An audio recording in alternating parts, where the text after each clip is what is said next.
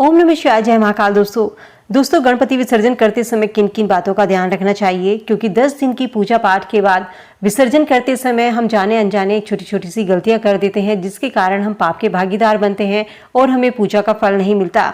जिस तरीके से हम गणपति जी की स्थापना शुभ मुहूर्त में करते हैं, पूरी पूजा पाठ विधि विधान के साथ करते हैं, ठीक उसी प्रकार से गणेश विसर्जन करते समय भी शुभ मुहूर्त और पूरे विधि विधान का ध्यान रखना चाहिए। भगवान गणेश की स्थापना और विसर्जन पूरी विधि विधान से करने से ही हमारे दुखों का नाश होता है और घर में सुख समृद्धि आती है। तो चलिए जानते हैं आज के इस वीडियो में गणपति विसर्जन करते समय हमें पूजा विधि किस तरीके से करनी है, गणपति विसर्जन की तिथि क्या रहेगी, शुभ मुहूर्त क्या रहेगा, क्योंकि शुभ मुहूर्त में किया गया कार्य करने से अच्छा फल मिलता है। गणपति विसर्जन भी आपको शुभ मुहूर्त और शुभ समय में करना चाहिए। आइए सबसे पहले जानते हैं गणपति विसर्जन करते समय किन किन बातों का ध्यान रखना जरूरी है। भगवान गणेश को प्रसन्न करने के लिए, मनोकामना पूर्ति के लिए विसर्जन के दौरान हमें किन गलतियों से बचना चाहिए। दोस्तों, जिस दिन आप भगवान गणेश का विसर्जन करने जा रहे हैं तो उससे पहले आपको मंगल मूर्ति की आरती करनी चाहिए।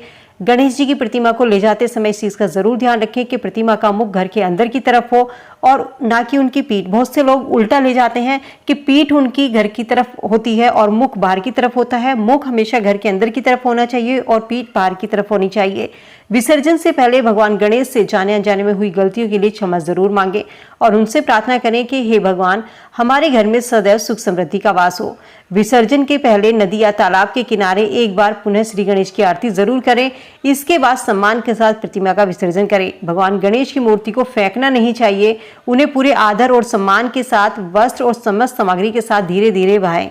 गणेश विसर्जन की पूजा में नीले या काले रंग के कपड़े नहीं पहनने चाहिए, इस चीज का भी जरूर ध्यान रखें। गणपति विसर्जन करते समय आपका मुख उत्तर दिशा की ओर होना चाहिए।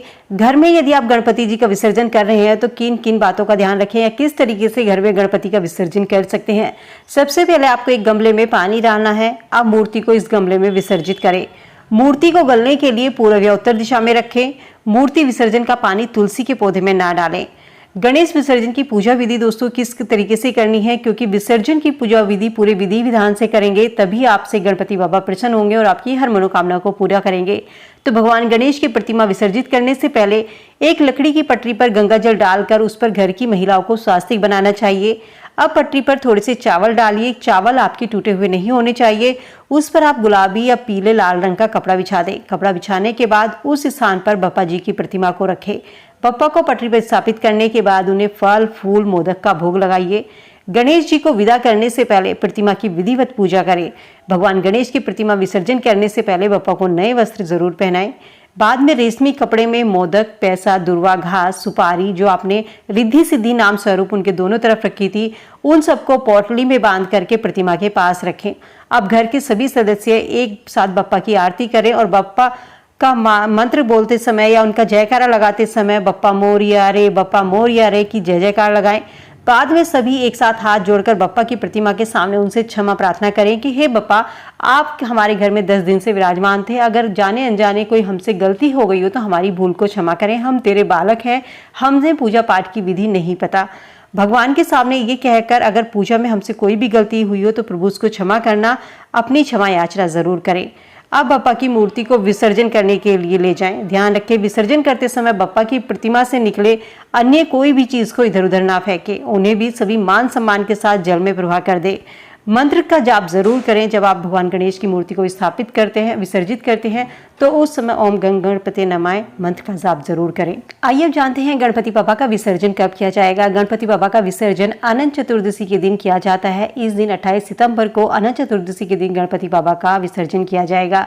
प्रातःकाल शुभ मुहूर्त रहेगा सुबह 5:39 से सुबह 7:09 तक का। दोपहर अमृत मुहूर्त सुबह 10:09 से दोपहर 2:39 तक का रहेगा। शाम का शुभ मुहूर्त 4:10 से रात के 8:40 तक का रहेगा। रात्रि में मुहूर्त 11:40 से 1:10 तक का 29 सितंबर को रहेगा। इस दिन आप गणपति जी का विसर्जन कर सकते हैं। गणपति जी की मूर्ति को जब हम अपने घरों में लाते हैं, उनकी प्राण प्रतिष्ठा कराते हैं, मंत्रों के माध्यम से गणपति जी का आह्वान करते हैं, तो हिंदू मान्यताओं के अनुसार जो भी इस पृथ्वी पर आया है, इस ग्रह पर पैदा हुआ है, उसका जाना जरूरी है। गणपति विसर्जन जन्म और मृत्यु के इसी चक्र का प्रतीक है। अनुष्ठान और परंपराओं के आधार पर विसर्जन आप 3, 5, 7 और 11 दिन पर किया जा सकता है।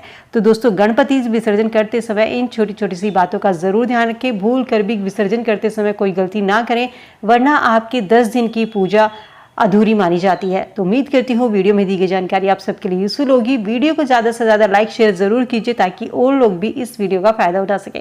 तो चलिए मिलती हूँ नई वीडियो में नई जानकारी के साथ। तब तक भगवान शिव के भक्त हैं तो कमेंट सेक्शन में हर हर महादेव लिखते चलिए।